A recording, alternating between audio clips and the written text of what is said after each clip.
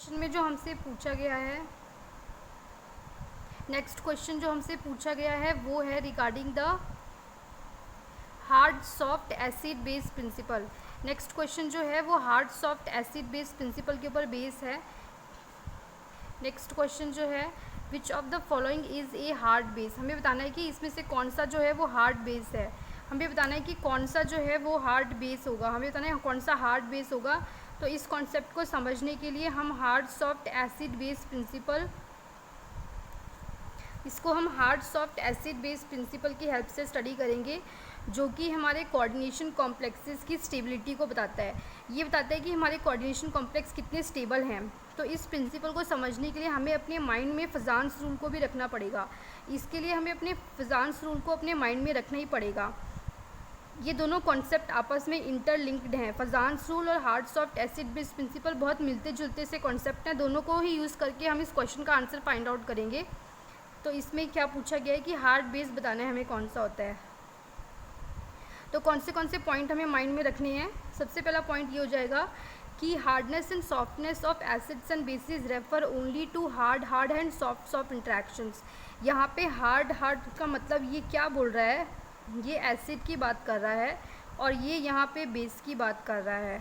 Hard acid की और hard base की बात कर रहा है, सॉफ्ट एसिड सॉफ्ट बेस की बात कर रहा है। इनकी इंट्रैक्शंस की बात हो रही है। हार्डनेस सॉफ्टनेस मीन्स इनके बीच में इंट्रैक्शन कैसी है, कैसी इंट्रैक्शन होगी। हार्ड एसिड और हार्ड बेस के बीच में आयनिक इंट्रैक्शन होती है।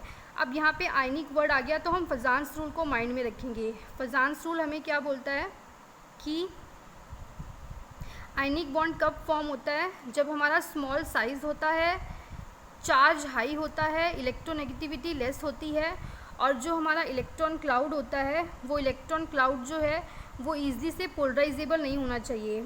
अगर हमारा इलेक्ट्रॉन क्लाउड पोलराइज हो जाता है, अगर हमारा कटायन जो है वो स्मॉल साइज़ में होता है, उसका हाई चार्ज होता है, उसकी लेस इलेक्ट्रोनेगेटिविटी होती है, तो जो हमारा एनायन होता है, नेगेटिव चार्ज जो होता है वो ईज़िली पोलराइजेबल नहीं होना चाहिए।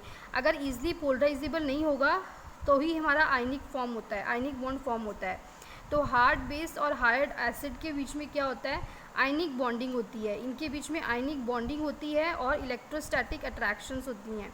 अट्रैक्शंस जो होती हैं वो इलेक्ट्रोस्टैटिक होती हैं। हम एग्जांपल्स देख लेते हैं। हार्ड एसिड मीन्स जो स्मॉल होंगे साइज़ में, चार्ज जो होगा वो हाई होगा, लेस इलेक्ट्रोनेगेटिव होंगे और नॉट ईजली पोलराइजेबल, ये ईजली पोलराइजेबल नहीं होंगे। ये जो होते हैं ये ल्यूइस एसिड्स होते हैं। ल्यूइस एसिड जो होते हैं वो हमारे हार्ड एसिड होते हैं। हार्ड बेसिस कौन से होते हैं, जो हमारे ल्यूइस बेसिस होते हैं, जिनके पास में नाइट्रोजन, ऑक्सीजन और फ्लोरीन होते हैं। स्मॉल एटम्स हैं, पी ब्लॉक एलिमेंट से बिलोंग करते हैं। जहाँ पे भी नाइट्रोजन, कार्बन, फास्फोरस, ये ऑक्सीजन आ जाएगा वो हमारे ल्यूइस बेसिस हो जाएंगे। हमें बताना है कि हार्ड बेस कौन सा है। कौन से एग्जाम्पल्स दिए गए हैं हमें जो एग्जाम्पल्स दिए गए हैं, बेसिस जो होते हैं hard bases are not easily polarizable, क्योंकि अगर वो ईजी से पोलराइजेबल हो जाते हैं, अगर उनका इलेक्ट्रॉन क्लाउड पोलराइजेबल हो जाएगा तो कोवलेंट बन जाएंगे फजान्स रूल के अकॉर्डिंग। मगर हमें पता है कि हार्ड बेस और हार्ड एसिड्स होंगे उनकी आयनिक इंट्रैक्शन होनी चाहिए। तो फर्स्ट हमें दिया हुआ है आयोडाइड आयन। आयोडाइड आयन जो है वो लार्ज है साइज़ में। अगर ये साइज़ में लार्ज है तो इसका इलेक्ट्रॉन क्लाउड ईजिली से पोलराइजेबल हो जाएगा और ये कोवलेंट बन जाएगा। नेक्स्ट हमें साइनाइड दिया गया है। दोनों ही जो हैं कार्बन और साइनाइड जो हैं वो स्मॉल है साइज़ में, पर ये इनका जो है इस साइनाइड जब ये आयन बनाएंगे तो इसके केस में जो है मेटल के साथ में पाई बॉन्डिंग होती है। सॉफ्ट बेसिस जो होते हैं इनके बेसिस के केस में पाई बॉन्डिंग इन्वॉल्व होती है। तो पाई बॉन्डिंग इन्वॉल्व होने की वजह से इनकी वेकेंट ऑर्बिटल में मेटल से इलेक्ट्रॉन डोनेट होते हैं। ये पाई एक्सेप्टर की तरह काम करते हैं। हमारा साइनाइड हो गया, कार्बन मोनोऑक्साइड हो गया, ये पाई एक्सेप्टर की तरह काम करते हैं। इनकी पाई स्टार जो एंटी बॉन्डिंग ऑर्बिटल होती है, एंटी बॉन्डिंग ऑर्बिटल में ये एक्सेप्ट करते हैं, इलेक्ट्रॉन्स को डोनेट नहीं करते हैं। तो ये ल्यूइस बेस नहीं हो जाएंगे, क्योंकि ट्रांजिशन मेटल कॉम्प्लेक्सेस की स्टेबिलिटी हमें फाइंड आउट करनी है। हमें स्टेबिलिटी फाइंड आउट करनी होती है हमारे कोऑर्डिनेशन कॉम्प्लेक्स की। तो साइनाइड जो है वो पाई एक्सेप्टर की तरह काम करेगा, पाई बॉन्डिंग में इन्वॉल्व हो जाएगा, तो ये भी हमारा नहीं होगा। तो आयोडाइड और साइनाइड जो हैं वो सॉफ्ट बेस के एग्जाम्पल हो जाएंगे। ये लार्ज है साइज़ में, इसका इलेक्ट्रॉन क्लाउड इजीली पोलराइजेबल हो जाएगा, ये कोवलेंट बन जाएंगे। और इसके केस में दोनों ही कार्बन और नाइट्रोजन जो है ये स्मॉल हैं, पर इसके केस में ये एक्सेप्ट करेगा इलेक्ट्रॉन, डोनेट नहीं करेगा, क्योंकि ये पाई एक्सेप्टर एसिड की तरह काम करता है ट्रांजिशन मेटल कॉम्प्लेक्सेस से। जो ये मेटल होता है, इस मेटल से ये पाई अपनी एंटी बॉन्डिंग में इलेक्ट्रॉन्स को एक्सेप्ट करता है। नेक्स्ट हमें जो एग्जाम्पल दिया गया है वो हमें दिया गया है नाइट्रेट का। तो नाइट्रेट जो है वो एक हार्ड बेस हो जाएगा, क्योंकि उसमें नाइट्रोजन और ऑक्सीजन है, ऑक्सीजन मोर इलेक्ट्रोनेगेटिव है।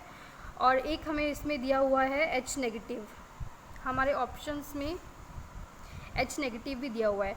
H पॉजिटिव जो होता है वो ल्यूइस एसिड, हार्ड एसिड होता है, और H नेगेटिव जो होता है वो सॉफ्ट एसिड होता है, सॉरी सॉफ्ट बेस होता है, हार्ड बेस नहीं होता है, सॉफ्ट बेस का एग्जाम्पल है ये।